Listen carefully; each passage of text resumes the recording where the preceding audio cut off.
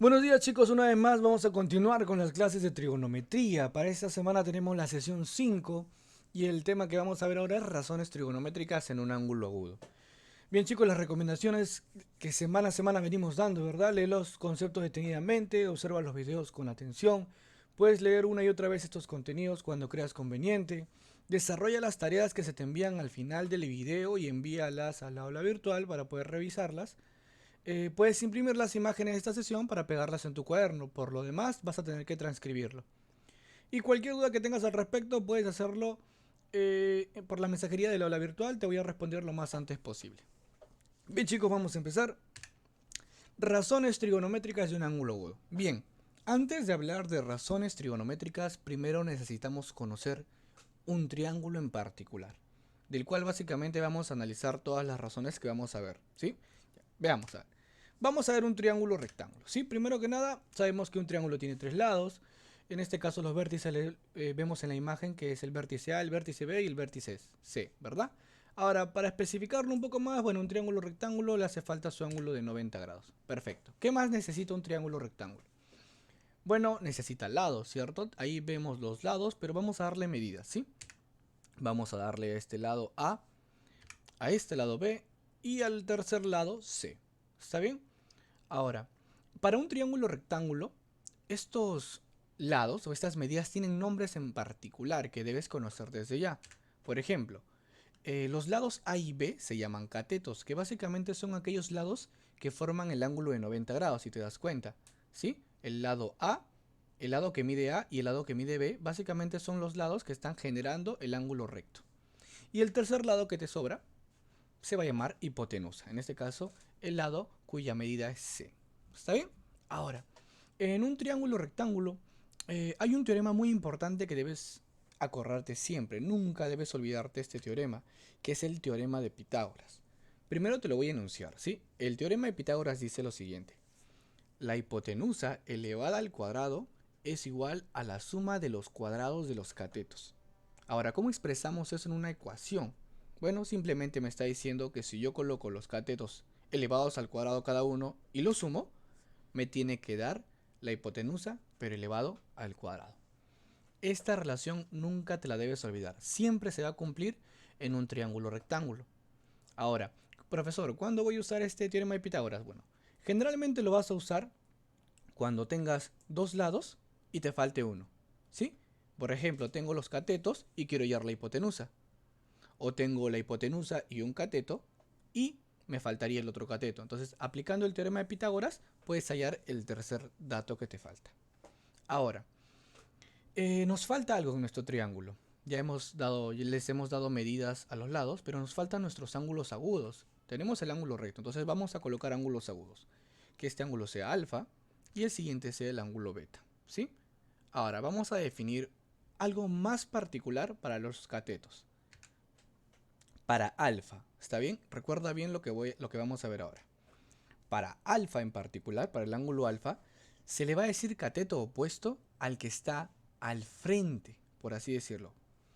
Es decir, vamos a llamarlo de esta manera, el cateto opuesto de alfa es aquel lado que se encuentra frente al ángulo alfa. Entonces, en este caso, ¿quién se encuentra frente al ángulo alfa? El lado cuya medida es A, ¿verdad? Entonces, él va a ser el cateto opuesto. Ahora, también vamos a llamar cateto adyacente. ¿A quién le vamos a llamar el cateto adyacente de alfa? Bueno, en este caso solo hay dos catetos. Si uno es el cateto opuesto, el que sobra o el que está al costado, se va a llamar el cateto adyacente. ¿Está bien? Siempre van a haber dos catetos, chicos. Así que si tú ya tienes un cateto, el otro cateto lo vas a saber. Ahora, para beta, vamos a analizar beta. ¿Quién sería su cateto opuesto? El lado que está frente al ángulo beta. En este caso, ¿quién es? El lado B. Y el cateto adyacente, obviamente sabemos que es el cateto que sobra, que en nuestro triángulo vendría a ser el lado cuya medida es A. ¿Está bien? Ahora, me puedes preguntar, profesor, ¿y el lado C? ¿O el lado que mide C? Bueno, en ambos casos, ese lado C va a ser nuestra hipotenusa. ¿Está bien? Siempre vamos a considerar el cateto opuesto y el cateto adyacente para un ángulo en particular, ya sea el ángulo alfa o el ángulo beta, pero cualquiera de esos dos ángulos lo vas a analizar uno por uno y sus catetos opuestos y adyacentes van a ser diferentes. ¿Está bien? Ya está. Ya conocemos todo lo que es los elementos de un triángulo rectángulo, los nombres y el teorema más importante que se cumple en él, ¿no? El teorema de Pitágoras. Ahora vamos a ver las razones trigonométricas. ¿Qué son razones trigonométricas? Bueno, las razones trigonométricas solamente es una relación de cociente entre dos lados. Por ejemplo, aquí tenemos el triángulo rectángulo ya definido de esta manera. Solo he colocado el ángulo alfa porque, bueno, en este caso para beta se va a cumplir lo mismo. ¿Está bien? Pero hay que analizarlo por partes. Vamos a verlo de esta manera. Se van a definir 6 razones trigonométricas. Acuérdate muy bien, ¿ah? Son 6 razones trigonométricas de las cuales es sencillo que te aprendas 3. ¿Sí? Y las otras 3 van a ser mucho más fáciles todavía. Es muy necesario que te aprendas 3 y las otras 3 se van a derivar de las primeras. A ver, ¿cuáles son los nombres? Tenemos la primera razón que es el seno, la siguiente que es el coseno, la siguiente es la tangente. Mira también el orden en cómo lo estoy colocando. La siguiente es la cotangente, la siguiente es la secante y la última es la cosecante. Esas son las 6 razones trigonométricas para un ángulo agudo. Ahora, ¿cómo se define cada una? Bueno, de forma abreviada lo hemos colocado así. El seno se define como CO sobre H. Bueno, vamos a ver nuestra figura anterior. ¿Y qué crees que es CO? De todo lo que hemos visto, catetos, hipotenusa. Claro, ¿cierto? El CO viene a ser el cateto opuesto entre la hipotenusa. Así se define el seno. ¿Está bien? Ahora, ¿cómo definimos el coseno? CA. ¿Qué viene a ser CA? Cateto adyacente sobre hipotenusa. Recuerda que todo es referente a un ángulo. ¿Sí? En este caso lo estamos analizando todo para alfa. La tangente se define como el cateto opuesto sobre el cateto adyacente. ¿Está bien? La cotangente. Un detalle aquí muy importante, chicos. Como te dije, es necesario solo que te aprendas las 3 primeras. Seno, coseno y tangente. ¿Por qué?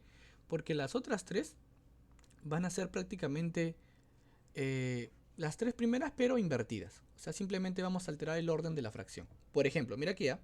Si la tangente es cateto opuesto sobre cateto adyacente, la cotangente va a ser al revés. Cateto adyacente sobre cateto opuesto. Si el coseno es cateto adyacente sobre hipotenusa, la secante va a ser al revés. Hipotenusa sobre cateto adyacente. Si el seno es cateto opuesto sobre hipotenusa, la cosecante va a ser al revés. Hipotenusa sobre cateto opuesto. ¿Está bien? Así vamos a recordar muy rápido las 6 razones trigonométricas. Ahora, si lo queremos aplicar a nuestro triángulo, con las medidas de cada lado, ya sabemos quién es el cateto opuesto y el adyacente y la hipotenusa para alfa, ¿verdad? Entonces, para alfa, ¿quién sería el seno de alfa? El seno de alfa sería A sobre C, ¿verdad? Porque A viene a ser su cateto opuesto, ya lo tenemos a la izquierda, y la hipotenusa vendría a ser C. El coseno de alfa, ¿quién sería? Su cateto adyacente es B y la hipotenusa sigue siendo C. La tangente, el cateto opuesto es A y el cateto adyacente es B, entonces va a ser A entre B. Y como te dije, las otras 3 básicamente son la misma fracción pero invertida, ¿no? La cotangente vendría a ser B sobre A, la secante vendría a ser C sobre B, que es hipotenusa sobre adyacente, y la cosecante es C sobre A, que vendría a ser hipotenusa sobre cateto opuesto. Así recordamos rápidamente las 6 razones trigonométricas. Esto es, de momento, lo que necesitas saber para resolver cualquier problema que tengan que ver con razones trigonométricas. Recuerda muy bien, son 6 razones trigonométricas y si tú te aprendes 3, las otras 3 van a ser mucho más fáciles todavía. Perfecto. Bien chicos, vamos a ver algunos ejercicios de aplicación. Vamos a ver cómo se usan estas razones. Primero dice, primer problema. Si el coseno de phi es igual a raíz de 3 cuartos, donde phi es un ángulo agudo, calcula el valor de r. Y r me dan que es una expresión igual a 13 veces cosecante cuadrado de phi más 3 veces tangente cuadrado de phi. ¿Qué vamos a hacer? Bueno, en este caso, como nosotros ya conocemos las razones trigonométricas, nos vamos a ayudar de esos datos, ¿verdad? Entonces vamos a ayudarnos del coseno de phi. Vamos a dibujar un triángulo rectángulo, ¿está bien? Donde vamos a ubicar a phi. Y vamos a recordar lo más importante. El coseno. ¿Cómo se define el coseno? Yo sé que te acuerdas. Cateto adyacente sobre hipotenusa, ¿verdad? Entonces, si queremos comparar según el dato que nos han dado, ¿quién vendría a ser el cateto adyacente? Fíjate bien en el dato. Raíz de 3, ¿verdad? Y la hipotenusa simplemente es el que está abajo. Simplemente comparando, la hipotenusa sería 4. Y esos datos los vamos a colocar en su triángulo. El cateto adyacente ya sabemos dónde va, recuerda, al costado de phi, ahí está. Y su hipotenusa es el lado más grande, o el lado que se opone al ángulo de 90. Perfecto. Ahora, ya tengo dos lados. ¿Recuerdas que te dije que cuando nos faltaba un lado podíamos usar un teorema muy importante, verdad? En este caso nos falta uno. Entonces vamos a colocarle una variable m. Y así vamos a poder aplicar el gran teorema. ¿Cuál era? El teorema de Pitágoras. ¿Qué decía Pitágoras? Que la suma de los cuadrados de los catetos es igual a la hipotenusa al cuadrado. Traducción. M al cuadrado más raíz de 3 al cuadrado es igual a 4 al cuadrado. ¿Está bien? Recuerda bien, los catetos, cada uno al cuadrado, los vas a sumar y lo vas a igualar a la hipotenusa, pero también elevado al cuadrado. Bueno chicos, esta parte es sencilla, ¿verdad? Todos saben esto. M al cuadrado más raíz de 3 al cuadrado, ¿cuánto es? Es 3. Y 4 al cuadrado es 16. ¿Qué más hacemos? El 3 pasa a restar y nos queda que m cuadrado es 13. Pero yo no quiero m cuadrado. Entonces ese cuadrado lo pasamos como raíz. Ya está. Ya tenemos el valor de m. Ahí está, raíz de 13. Arribita lo estamos colocando. Entonces, ¿qué podemos hacer? Ya tengo todos los lados. Bueno, entonces simplemente reemplazar el valor que nos piden, ¿cierto? La cosecante y la tangente. Pero no me acuerdo la cosecante y no me acuerdo la tangente. Ya está, lo ponemos acá. La cosecante era hipotenusa sobre cateto opuesto y la tangente es cateto opuesto sobre cateto adyacente. Miramos la figura, nuestro triangulito. La cosecante, ¿cómo llamamos la cosecante? La hipotenusa es 4, ¿verdad? Y el cateto opuesto de phi es raíz de 13. Perfecto. Y para la tangente, el cateto opuesto es raíz de 13 y el cateto adyacente es raíz de 3. Entonces simplemente lo reemplazamos. 13 veces multiplicado por 4 sobre raíz de 13 y todo elevado al cuadrado. Recuerda que es cosecante al cuadrado. Más 3 veces raíz de 13 sobre raíz de 3 y todo elevado al cuadrado porque la tangente está elevado al cuadrado. Chicos, primero que resolvemos aquí, la potenciación, ¿verdad? Resolvemos las potencias. 4 elevado al cuadrado es 16, raíz de 13 al cuadrado es 13. Por la derecha tenemos también raíz de 13 al cuadrado es 13 y raíz de 3 al cuadrado es 3. Ahora, ¿qué hacemos aquí? Esto ya sabes, ¿sí o no? Simplificamos los 13 porque se pueden dividir, el 3 también. ¿Qué nos queda? 16 más 13. Y la parte más complicada de todo el problema es sumar, ¿verdad? ¿Cuánto es 16 más 13? 29. Y justamente ese es el valor que nos pide. Nada más. ¿Difícil? No. Solamente tienes que recordarte las definiciones de las razones trigonométricas. Bien, vamos a ver otro ejemplo. 2. Dice, O y P son centros de los arcos. Calcula el seno de tita. A ver, ¿qué hacemos entonces? Bueno, solución, vamos a tratar de hacer el dibujo un poquito más grande para poder colocar nuestros datos. A ver, presta atención. Vamos a aprovechar que son cuadrantes y que son centros de arcos. Entonces, vamos a decir que sea OP igual a R. ¿Está bien? Entonces vamos a colocarle en nuestro gráfico R. Pero recuerda, si OP es el radio, entonces, ¿qué va a pasar con PD? Si básicamente viene a ser un centro P, los radios deben ser iguales, o sea que PD también tiene que ser R. Ahí está. Ahora tú ya debes saber cuánto vale todo eso, ¿verdad? OD puedes sumar y sabes que vale 2R. Haciendo la misma analogía, sabemos que OB tiene que valer R porque es el mismo radio de la semicircunferencia pequeña, así que también lo colocamos en el gráfico. Y por diferencia, AB ¿cuánto valdría? OBA también el valor de R, ¿sí? Ya sabemos que el radio del cuadrante mayor AOD, el radio vale 2R. Bueno, como OA es igual a OD y son iguales a 2R, entonces OC también tiene que ser 2R, ¿verdad? ¿Por qué? Porque también es radio del cuadrante mayor. Y lo colocamos en la figura. Ya está. Mira que todo lo estamos colocando en la figura para tratar de identificar mejor las respuestas. Bueno, ahora creo que hay muchas rayitas, muchos gráficos, ¿no? Vamos a separarlo, vamos a centrarnos en esta figurita. Mira aquí, el triángulo OBC. Tenemos que un cateto vale R, la hipotenusa vale 2R y nos falta un lado. Bueno, ¿qué hacemos, chicos? Si no tenemos un lado, le damos una letra. Ya está, N. ¿Qué hacemos si nos falta un lado? El teorema de Pitágoras. Muy bien, ya sé que te acordaste ya. Entonces reemplazamos n al cuadrado más r al cuadrado, que son los catetos, recuerda bien, va a ser igual a la hipotenusa pero elevada al cuadrado. O sea, 2r en paréntesis al cuadrado. Siempre usa los paréntesis, ¿sí? Resolvemos. N cuadrado más r cuadrado es igual a 4 veces r cuadrado. Recuerda que la potencia afecta a cada factor. Luego, ¿qué hacemos con el r cuadrado? Lo pasamos a restar y nos va a quedar 3r cuadrado. Haciendo un gran esfuerzo, pasamos como raíz y vamos a tener que n es igual a r raíz de 3. Listo. Ya tenemos el valor de n también en función de r. Ahora, ¿qué hacemos? Nos piden hallar el seno de tita. Bueno, simplemente nos acordamos la definición. El seno, ¿cómo se halla? Cateto opuesto sobre hipotenusa. Ahí te lo he colocado arriba. Resolvemos. Seno de tita. ¿Quién vendría a ser su cateto opuesto? ¿Quién está al frente? Al frente de tita está el lado que mide n. Y la hipotenusa vale 2r, ¿verdad? Entonces lo colocamos así. N sobre 2r. Pero, nosotros ya sabemos cuánto vale n, ¿cierto? Entonces lo reemplazamos. N vale r raíz de 3 sobre 2r. Ya te diste cuenta que vamos a hacer, ¿cierto? Simplificar. ¿Quién? R con r. ¿Y qué nos queda al final? Que el seno de tita es raíz de 3 medios. ¿El problema parecía difícil? Tal vez, porque hay muchas rayitas, tal vez, ¿no? Muchos arcos, muchas letras. Pero miren que se resumió en un triángulo más pequeñito, en un teorema de Pitágoras y en la definición del seno. Así que no está difícil. ¿Sí? Bien. Bien, chicos, vamos a ver un ejemplo más. Ajá, este parece difícil. Pero vamos a analizarlo por partes. Tercer problema. ¿Qué dice?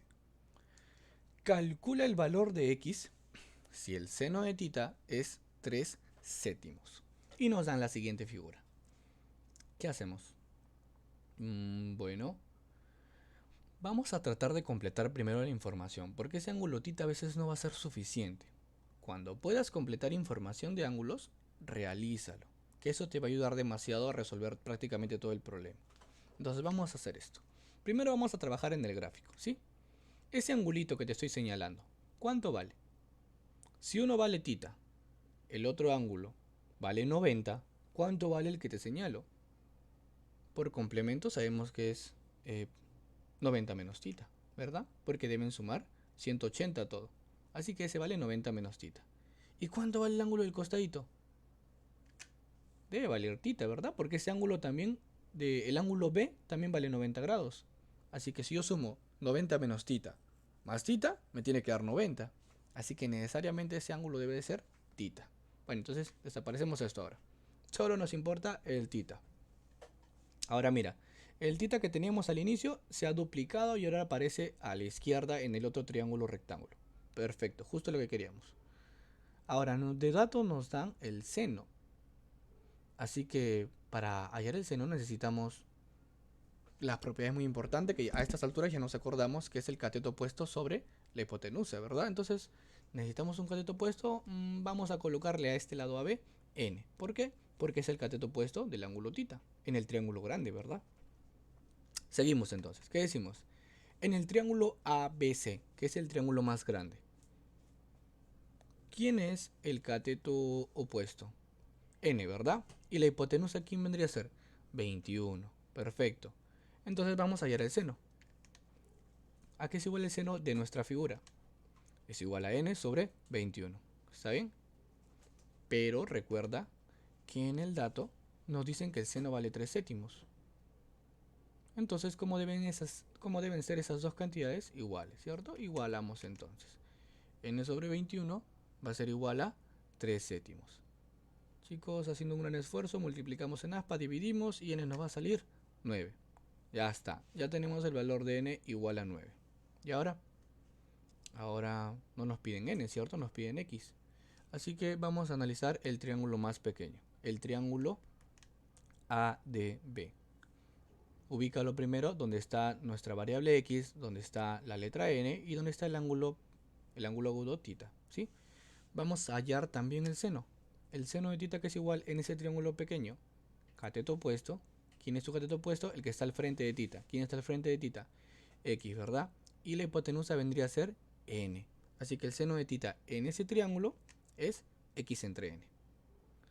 Pero tú ya sabes de lo anterior que el seno también es 3 séptimos, así que vamos a igualar x entre n es igual a 3 séptimos. ¿Qué más sabes? Yo ya tengo el valor de n, así que lo podemos reemplazar.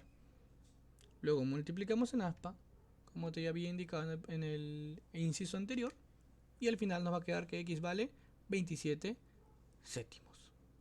Nada más, chicos. Los problemas de trigonometría salen sencillos, solamente tienes que acordarte las definiciones iniciales. Todos los problemas te van a salir igual, solamente recordando lo básico de un triángulo rectángulo, el teorema de Pitágoras y las razones trigonométricas. Bien, chicos, tu momento más esperado. Tarea. A ver, una acotación aquí, chicos, ¿sí? Se van a dejar dos tareas. Esta tarea que dice tarea de libro, la van a hacer aquellos que tienen el libro, ¿está bien? De la página número 29. Los problemas 1, 2 y 3. Para aquellos alumnos que no tienen el libro de trigonometría, en el PDF que va a estar subido con este video, va a aparecer 3 problemas más en la última diapositiva, ¿sí? Esos 3 problemas los deben resolver en el cuaderno, ¿está bien? Los que tienen el libro van a resolver esta tarea que estoy indicando aquí, en este video. Los que no tienen el libro, va a aparecer la tarea en el PDF que se sube con este video. ¿Está bien? Esa tarea ya saben que la tienen que enviar a la mensajería del aula virtual para poder ir revisándoles, ¿no? También las clases deben ser transcritas.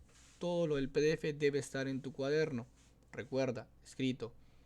Si por alguna razón quieres imprimir de repente la sesión, puedes usar las imágenes para pegarlas en tu cuaderno, pero por todo lo demás tiene que estar transcrito, todo escrito a mano, ¿sí?